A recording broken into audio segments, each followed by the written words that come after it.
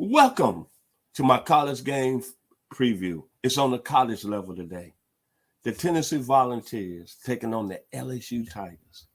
Baton Rouge, 12 noon, 11 Central. Must-see TV. What a football game. If you like the video today, please come in and share it. I'm your host, Vincent Turner. Very, very special thanks and very blessings to the guy that's making it happen for me this morning, Mr. Logan Landers. College football season is kind of really falling in place for the University of Tennessee. I want to say personally to Vols Nation, to Josh Heupel, thank you. Because it seemed like that you got Tennessee football back to where it could be and where it has been back in the years. So many great football players, Tony Robinson, Condrich Holloway, Peyton Manning, Roland James, Stanley Morgan, oh my God, Willie Gault, Reggie White, Alvin Toles, T. Martin, Peerless Price, Sean Ellis, Al Wilson, Dwayne Goodrich, Steve DeLone, Thomas Woods, Terrence Cleveland, Darryl Hardy, Ernest Fields, my two home guys from my hometown, out of my area, Carlton Peoples and Mark Studaway. To my nephew, Ronnie Foster, Jr., 2009 graduate of the University of Tennessee. The Hill is rocking back up there in Knoxville, Tennessee. To Jeremiah Long, Vol Nation is finna roll on Saturday. Let's talk about the Tennessee football team, man.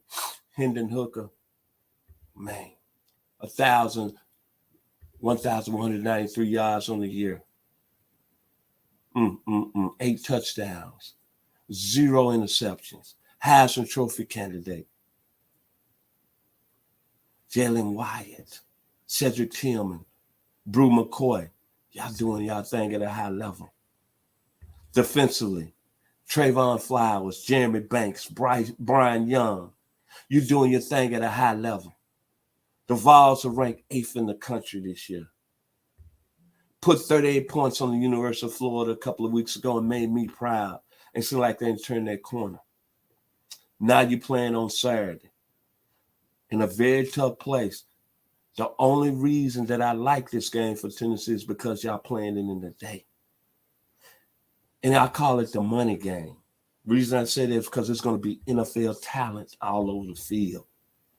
If you're a borderline person that's a 5th or 6th round pick on either of these rosters, this is the time that you need to step your game up. You can make money this week. You can play at a high level. I like this Tennessee football team going into this game because one thing, Tennessee can score the football. They got too many playmakers, brother. Too many. Like I say, Jace Wright, Ramar Kenton. Man, I haven't seen Tennessee at this level offensively, and I'm going to be honest with you.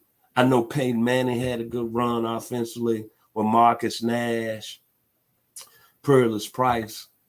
T. Martin had a great run with Peerless Price in the passing game, but I'm going to tell you, this Tennessee offense reminds me when I first moved to Knoxville in 1985, and they had that young man from Tallahassee, Leon High School, named Tony Robinson.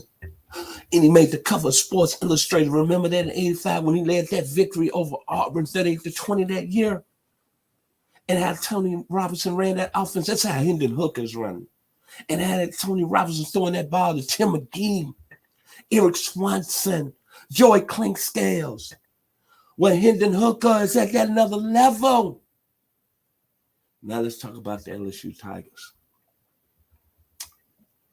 Brian Kelly, make no bones, can coach. The Tigers, they got NFL talent. Jalen Daniels is really struggling in the passing game.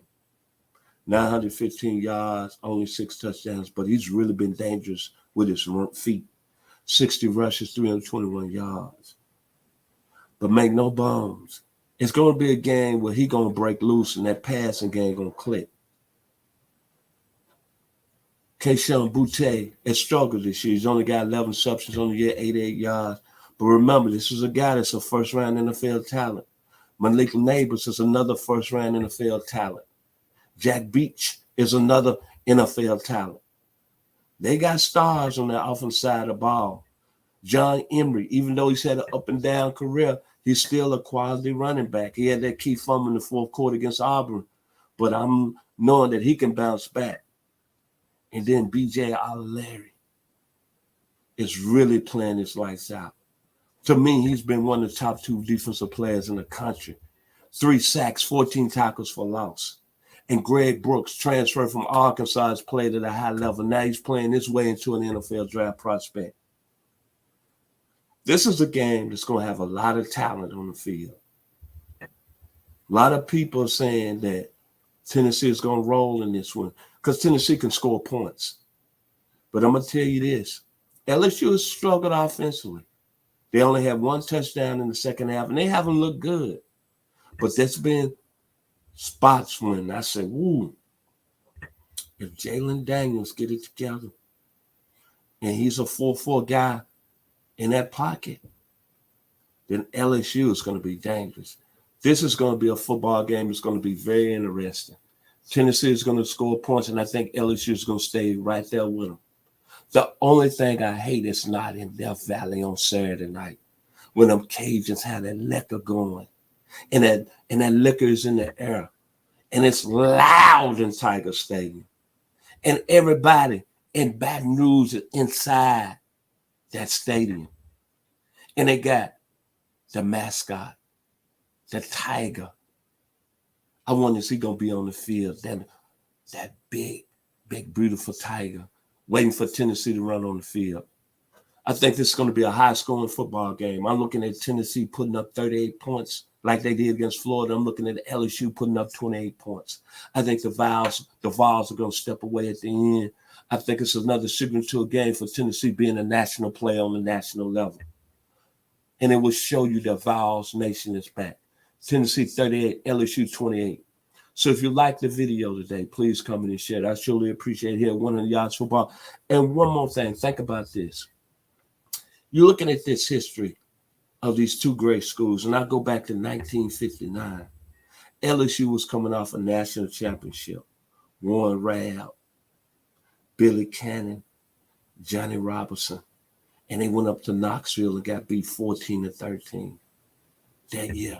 And that Tennessee team had Jim Cartwright at quarterback, Bill Majors, Ken Waddell, and Ray Mouse. And I looked and did my research because I was born in 60. I look how that fortune right there changed the Tennessee football program.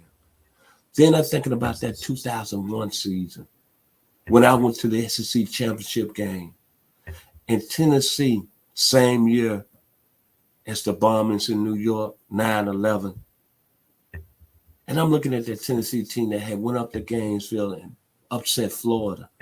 And there was no doubt they was headed to the national championship game. And they came in that game with Casey Clausen, who's a sophomore quarterback from California. They had Dante Stallworth, who's a first-round NFL draft pick, Kelly Washington, 2 big defensive tackles, and John Henderson and Albert Haynes were both first-round picks. Eddie Moore, Jabari Greer, had an outstanding career with the Buffalo Bills and New Orleans Saints. And how they came into the Georgia Dome that evening. And this is when I fell in love with the LSU fan base. If you're talking about one of the best fan bases in the country, man, you got to go to a game when LSU is involved, whether it's in Atlanta, whether it's in Louisiana, whether it's in the Sugar Bowl. Those people know how to party and support their team. And I think about the upset Tennessee that year, 31-20, Rohan Davey, Matt Monk, Josh Reed, Ryan Clark, who's over there at ESPN now, LeBrandon Tofield. That was a very special football game. And it kind of put the LSU football program back on the map. These are 2 special teams with 2 very, very special programs. And both of them are knocking at the door in a real tough conference. In the same conference as the University of Alabama. It's going to be an enjoyable football game on Saturday. High scoring. for the third time. Tennessee 38, LSU 28. Vols, Tigers, party. As Lakeside, Saturday morning. Down in Baton Rouge, it's going to be all away live. Y'all be blessed here on 100 Yards of Football.